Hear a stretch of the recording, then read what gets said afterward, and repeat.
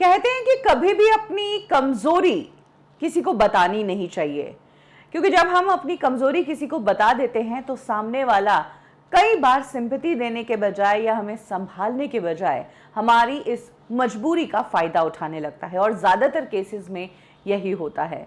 और ऐसा ही कुछ हुआ हमारी बॉलीवुड की एक सीनियर एक्ट्रेस के साथ, जब वो अपने करियर के इनिशियल डेज में काम मांगने के लिए एक प्रोड्यूसर के पास गई थी, और उस प्रोड्यूसर ने उस एक्ट्रेस का ऐसा फ़ायदा उठाया कि उस एक्ट्रेस को गलत सीन्स करने पर मजबूर कर दिया। ये कहानी है एक्ट्रेस रीना रॉय की। रीना रॉय, जिन्हें 70s और 80s में इंडस्ट्री की टॉप एक्ट्रेस कहा गया, कम ही लोग जानते हैं कि रीना रॉय ने जब अपने करियर की शुरुआत बॉलीवुड इंडस्ट्री में करी थी तब कुछ बोल्ड सीन्स देकर करी थी, और उन्हें पहली पहचान जो मिली थी इंडस्ट्री की तरफ से वो एक बोल्ड एक्ट्रेस के रूप में मिली थी, क्योंकि उन्होंने फिल्मों में ऐसे सीन्स किए थे।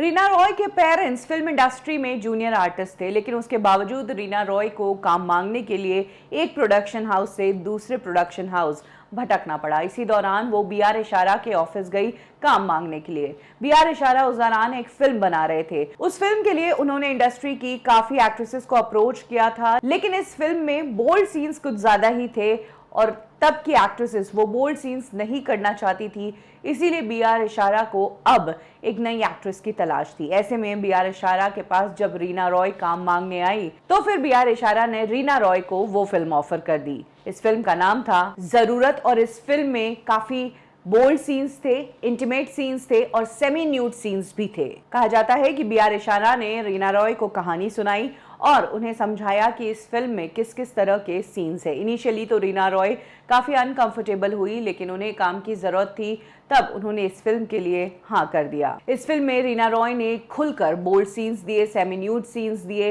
ये फिल्म तो बॉक्स ऑफिस पर फ्लॉप रही, लेकिन इस फिल्म से रीना रॉय बोल्ड एक्ट्रेस के रूप में पॉपुलर हो गई और उन्हें जरूरत गर्ल के नाम से जाना जाने लगा। हालांकि आगे चलकर रीना रॉय ने अपनी इस इमेज को चेंज करने की कोशिश की।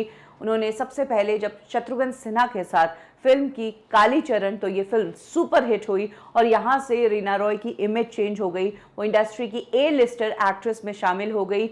वो रीना रॉय जिन्होंने बी ग्रेड टाइप की फिल्म से शुरुआत की थी, वो इंडस्ट्री की टॉप एक्ट्रेसेस की लिस्ट में आकर खड़ी हो गई थी।